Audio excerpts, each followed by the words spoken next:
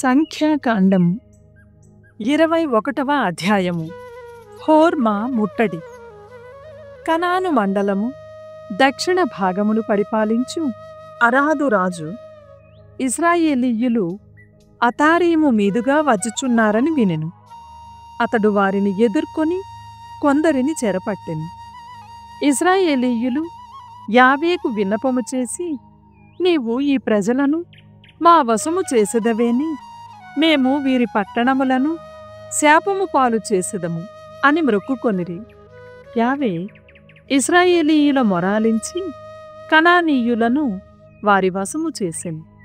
ఇశ్రాయేలీయులు వారిని వారి పట్టణములను సర్వనాశము గావించిరి. కనుక ఆ తావునకు హోర్మా అని పేరు వచ్చెను. కంచు సర్పము. ఇశ్రాయేలీయులు హోరు పర్వతము నుండి కదిలి ఎదోము మండలమును చుట్టిపోవలనని రెల్లు సముద్రము త్రోవ వెంట పయనమై పోయిరి. కాని ఆ ప్రయాణమున ప్రజలు సహనము కోల్పోయి మోషే మీదను దేవుని మీదను తిరుగబడిరి. నీవు మమ్ము ఐగుప్తు నుండి తరలించుకొని రానేలా ఈ ఎడారిలో చంపుటకే కదా, ఇచ్చట అన్నపానీయములు ఏమీయూ లభించుటలేదు, ఈ పాడు కూడు తినలేక చచ్చిపోవుచున్నాము అని గొణుగుకొనిరి. అప్పుడు ప్రభువు విషసర్పములను పంపగా వాని కాటు వలన ప్రజలు చాలామంది మరణించిరి. అంతటా వారు మోషే వద్దకు వచ్చి, మేము నీకును దేవునికిని ఎదురు మాట్లాడి తప్పు చేసితిమి. నీవు ప్రభువునకు విన్నపము చేసి ఈ పాముల బెడద తొలగింపుము అని వేడుకొనిరి. మోషే ప్రభువునకు మనవి చేసెను. యావే మోషేతో, లోహముతో విషసర్ప రూపమును చేసి గడి మీద తగిలింపు. పాము కరచినవారు ఆ కంచు సర్పము వైపు చూచినచో బ్రతికిపోవుదురు అని చెప్పెను. కనుక మోషే కంచు సర్పమును చేసి గడికర్ర మీద తగిలించెను. పాము కరచినవారు ఆ లోహసర్పము వైపు చూచి చావును తప్పించుకొనిరి. మోవాబీయుల లోయకు ప్రయాణం. ఇశ్రాయేలీయులు ప్రయాణము సాగించి ఓబోతు దగ్గర విడిది చేసిరి. అచటి నుండి కదలి మోవాబీయుల మండలమునకు తూర్పున అబారీము శిథిలముల వద్ద శిబిరము పన్నిరి. అచటి నుండి బయలుదేరి సేరెదు లోయలో విడిది చేసిరి. అచటి నుండి కదిలి అర్నోను నదికి ఉత్తరమున దిగిరి. ఈ ఎడారి భాగము అమోరీయుల సీమ వరకు పోవును. అర్నోను నది మోవాబీయులకు అమోరీయులకు సరిహద్దు. కనుకనే యావే యుద్ధములు అను గ్రంథమున సూఫా మండలములోని వాహెబు పట్టణము అర్నోను లోయ 6 పట్టణము వరకును మోవాబు సీమ వరకును వ్యాపించియున్న లోయ అంచు అని పేర్కొనబడి ఉన్నది. అక్కడి నుండి కదలి ఇశ్రాయేలీయులు బేయేరునకు వెళ్ళిరి. అక్కడ ప్రభువు మోషేతో, ప్రజలను ప్రోగు చేయుము, నేను వారికి జలమును ఇచ్చెదను అని చెప్పెను. అప్పుడు ఇశ్రాయేలీయులు ఈ విధముగా పాట పాడిరి. పావిని గూర్చి పాట పాడుడు, ఊబికే ఊటకు గానము చేయుడు. ప్రజానాయకులు బావిని త్రవ్విరి, దొరలు నూతిని త్రవ్విరి. రాజదండముతో చేతి కర్రలతో వారు నూతిని త్రవ్విరి. అంతటా వారు ఆ ఎడారి నుండి మట్టానాకును, అక్కడి నుండి నహాలియేలునకు, అక్కడి నుండి బామోతునకును ప్రయాణము చేసిరి. బామోతు నుండి మోవాబీయుల సీమయందలి లోయను చేరిరి. ఈ లోయ ఎడారి అంచుననున్న పిస్గాహా కొండ చివరన కలదు. సీహోను ఓగు రాజులను జయించుట. ఇశ్రాయేలీయులు అమోరీయుల రాజగు సీహోను నొద్దకు దూతలను పంపి, మమ్ము మీ దేశము గుండా ప్రయాణము చేయనిండు, మేము మీ పొలములలోను ద్రాక్ష తోటలలోను అడుగుపెట్టము, మీ నూతుల నుండి నీళ్లు త్రాగము, మీ పొలిమేరలు దాటు వరకు రాజమార్గము నుండి బెత్తిడైనను కదలము అని వర్తమానము పంపిరి. కాని సీహోను ఇశ్రాయేలీయులు తన దేశము గుండా ప్రయాణము చేయుటకు అంగీకరింపలేదు. అతడు తన జనమును ప్రోగు చేసుకుని వచ్చి ఎడారిలోనున్న యాహాసు వద్ద ఇశ్రాయేలీయులను ఎదిరించింది. ఇశ్రాయేలీయులు అమోరీయులను చాలామందిని మట్టుపెట్టిరి. ఉత్తరములో అర్నోను నది నుండి యాబోకు వరకు, అమోరీయుల సరిహద్దుననున్న యాసేరు వరకు అమోరీయుల రాష్ట్రమును ఆక్రమించుకొనిరి.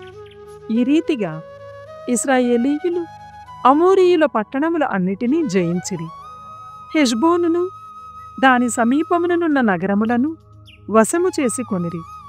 ఆ పట్టణమునందు వసించిరి. హెష్బోను అమోరీయ రాజగు సీహోనునకు రాజధాని. అతడు మోవాబీయుల రాజును ఓడించి అర్నోను నది వరకు ఆ రాజు రాజ్యమును ఆక్రమించుకొనెను. కనుకని సామెతలు వల్లించువారు ఈ క్రింది రీతిగా పాడిరి. సీహోను రాజధాని హెష్బోనునకు రండు, దానిని మరలా నిర్మింతుము. ఈ నగరము నుండి సీహోను సైన్యము అగ్నివలే వెడలెను. ఆ నిప్పు మోవాబులోని 6 పట్టణమును కాల్చివేసెను. అర్నోను కొండలను మసిచేసెను. కేమోషును ఆరాధించు మోవాబీయులారా, మీకు వినాశము దాపురించున్నది. మీరు కొలుచు దేవుడు మీ స్త్రీ పురుషులను అమోరీయ రాజు సీహోను చెరపట్టిన వారినిగా చేసెను. హెష్బోను నుండి దీబోను వరకు, నాషీము నుండి మేడెబా దాపునగల నోఫా వరకు నిప్పు మంటలు వ్యాపింపగా అందరూ సర్వనాశనమైరి కదా. ఇశ్రాయేలీయులు అమోరీయుల రాష్ట్రమున స్థిరపడిరి. మోషే యాసేరు పట్టణమునకు వేగుల వాండ్రను పంపెను. ఇశ్రాయేలీయులు ఆ పట్టణమును దాని పరిసరములందున్న పురములను జయించి అక్కడ వసించుచున్న అమోరీయులను వెడలగొట్టిరి. అటు పిమ్మట ఇశ్రాయేలీయులు బాషాను మార్గమును పట్టిపోయిరి. బాషాను రాజుగు ఓగు తన జనముతో వచ్చి ఎద్రేయి వద్ద ఇశ్రాయేలీయులను ఎదిరించెను. ప్రభువు మోషేతో, భయపడకుము, ఈ రాజును ఇతని జనమును ఇతని దేశమును నీ వశమును చేసితిని. హెష్బోనును వసించిన అమోరీయుల రాజు సీహోనును వలె ఇతనిని కూడా అణచివేయుడు అని చెప్పెను. ఇశ్రాయేలీయులు ఓగు రాజును, అతని కుమారులను, అతని ప్రజలను సంహరించిరి. వారి రాజ్యమును ఆక్రమించుకొనిరి. ద్వితీయోపదేశకాండము 22వ అధ్యాయము. నీ పొరుగువాని ఎద్దు కాని గొర్రె కాని దారి తప్పుటను చూచినప్పుడు నీవు ఉదాసీనముగా ఉండవలదు. దానిని యజమానుని ఇంటికి తోలుకొని పొమ్ము. అతడు దూరమున వసించుచున్నచో, లేక అసలు ఆ జంతువెవరిదో నీకు తెలియనిచో దానిని నీ ఇంటికి తోలుకొని పొమ్ము. యజమానుడు వచ్చి తోలుకొని పోవు వరకు అది నీ ఇంటనే యుండును. పొరుగువాడు పోగొట్టుకొనిన గాడిద కాని, పై వస్త్రము గాని, లేక మరి ఏదైనా వస్తువు గాని నీ కంటబడినచో పై నియమమునే పాటింపుము. పొరుగువాని ఎద్దు గాని గాడిద గాని త్రోవలో కూలబడినచో ఉదాసీనముగా వెళ్ళిపోవలదు. అతనికి సాయపడి ఆ జంతువును పైకి లేపుము. స్త్రీ పురుష వస్త్రములను గాని, పురుషుడు స్త్రీ వస్త్రములను గాని ధరింపరాదు. ఇట్టి పనులు చేయువారిని ప్రభువు అసహ్యించుకొనును. చెట్టు మీదనో నేల మీదనో నీకు పక్షిగూడు కనిపించినదనుకొనుము. తల్లి పక్షి గ్రుడ్ల మీదనో పిల్లల మీదనో కూర్చుండి ఉన్నది. అప్పుడు నీవు తల్లి పక్షిని పట్టుకొని పోరాదు. కావలసినచో పిల్లలను తీసుకుని పోయి తల్లిని వదిలివేయుము. అట్లు చేయుదువేన్, నీవు చిరకాలం క్షేమముగా జీవింతువు. నీవు క్రొత్త ఇల్లు కట్టినప్పుడు దానిమీద పిట్టగోడ కూడా కట్టింపవలయును. అప్పుడు ఇంటి మీది నుండి ఎవరైనా కాలుజారి క్రిందపడి చనిపోయినచో నీవు బాధ్యుడవు కావు. మీ ద్రాక్ష తోటలో మరి ఒక పైరు కూడా వేయకూడదు. అట్లు చేయుదురేని ద్రాక్ష ఫలములతో పాటు పంట కూడా దేవునికే చెందును. ఎద్దును గాడిదను జతచేసి పొలము దున్నకుడు. ఉన్ని బట్టలను మూలు బట్టలను కలిపి కుట్టిన దుస్తులు తాల్పకుడు. మీరు తొడుగుకొను అంగీకి 4 అంచులందు 4 కుచ్చులు అమర్చుకొనుడు. క్రొత్తగా కాపురమునకు వచ్చిన భార్య. ఒకడు ఒక యువతిని పెండి చేసుకుని ఆమెను కూడిన పిదప ఆమెను వదిలివేయుననుకొందము. ఆ యువతి శీలవతి కాదనియు, తానామెను కూడినప్పుడు ఆమె కన్యగా కనిపింపలేదనియు నేరము మోపెననుకొందము. అప్పుడు ఆ యువతి తల్లిదండ్రులు ఆమె కన్యత్వమును నిరూపించు ఆధారమును పురద్వారము చెంత ప్రోగైన పెద్దల యొద్దకు కొనిరావలయను. యువతి తండ్రి ఆ పెద్దలతో, నా కుమార్తెను ఇతనికిచ్చి పెండ్లి చేసి తిని, కాని ఇతనికి ఈమె మీద మోజు లేదు. నా కుమార్తె శీలవతి కాదనియు కన్య కాదనియు ఇతడు నేరం మోపెను. కాని ఆమె కన్య అనుటకు ఆధారమిది అని చెప్పి పెద్దల ఎదుటనే వధూవరుల శయన వస్త్రమును నేల మీద పరపవలెను. అప్పుడు పెద్దలు ఆ యువకుని కొరడాతో శిక్షింపవలయను. అతనికి 100 వెండి నాణెములు అపరాధం విధించి ఆ సొమ్మును యువతి తండ్రికి ఇప్పింపవలయను.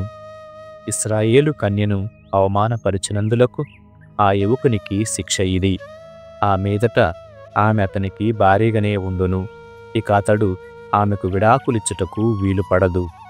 కాని అతడు మోపిన నేరము యథార్థమే అనుకొనుడు. ఆ యువతి కన్యత్వంను నిరూపింపజాలరు అనుకొనుడు. అప్పుడు ఆమెను పుట్టినింటి ముంగిటి యొద్దకు కొనిపోయి పౌరులు రాళ్లతో కొట్టి చంపవలయను.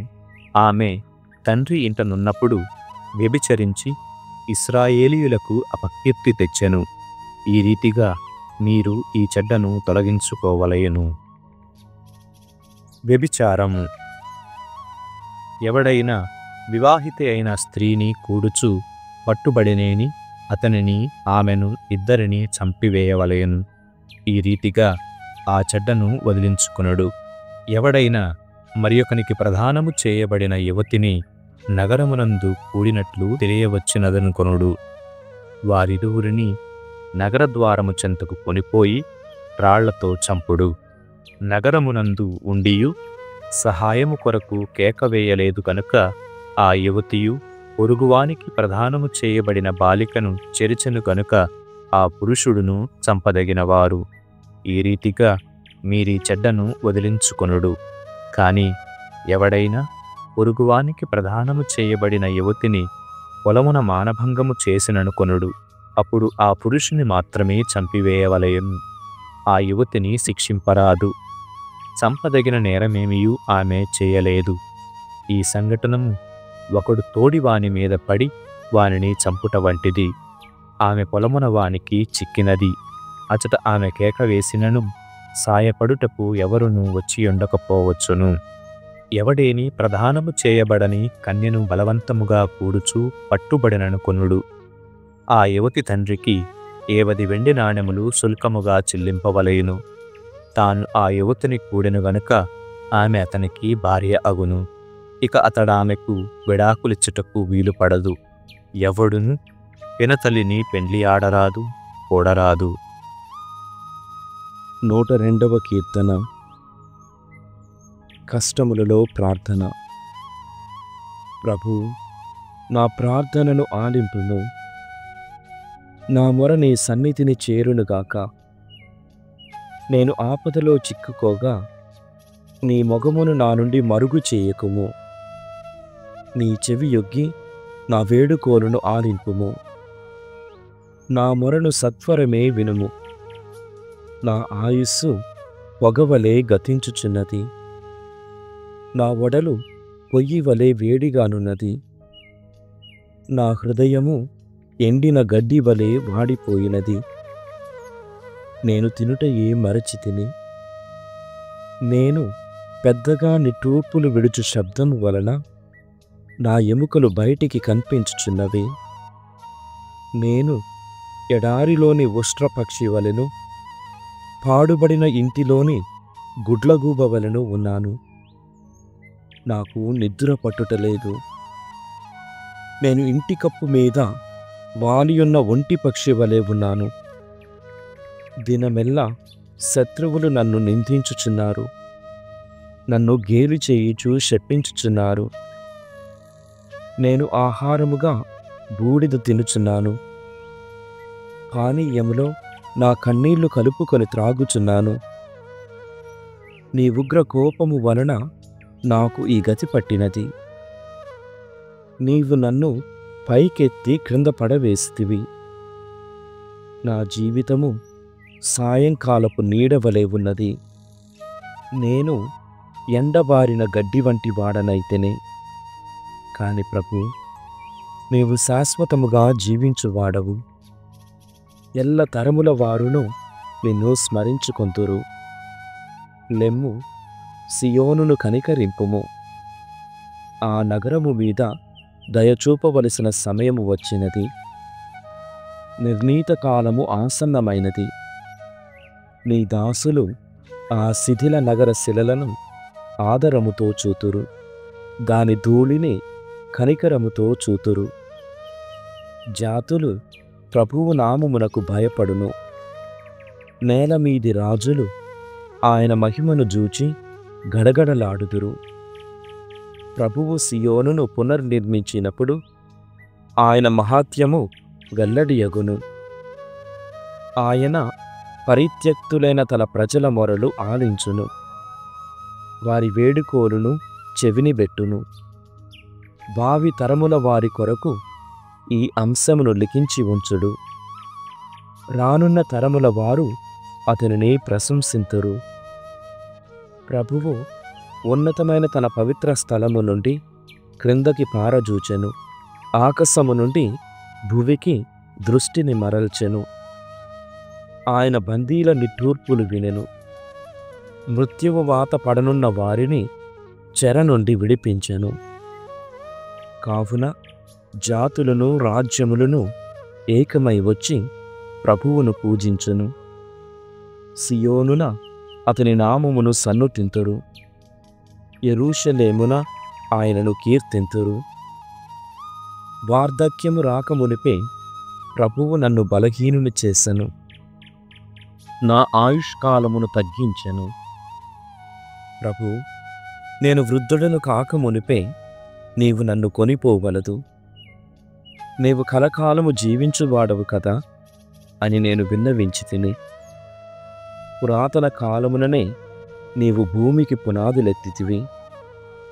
నీ చేతులతోనే ఆకాశమును సృజించితివి. భూమ్యాకాశములు గతించును గాని నీవు నిలిచియుందువు. అవి ఎల్లా వస్త్రముల వలె చినిగిపోవును. నీవు వానిని జీర్ణ వస్త్రముల వలె విడనాడుదువు. అవి గతించును. కాని నీవు ఎల్లవేళలా ఏకరీతిగా ఉందువు. నీ ఆయుష్యునకు అంతము లేదు. నీ దాసుల బిడ్డలు సురక్షితముగా నివసింతురు. ఆ బిడ్డల బిడ్డలను నీ ప్రాపున భద్రముగా నిలుచుదురు.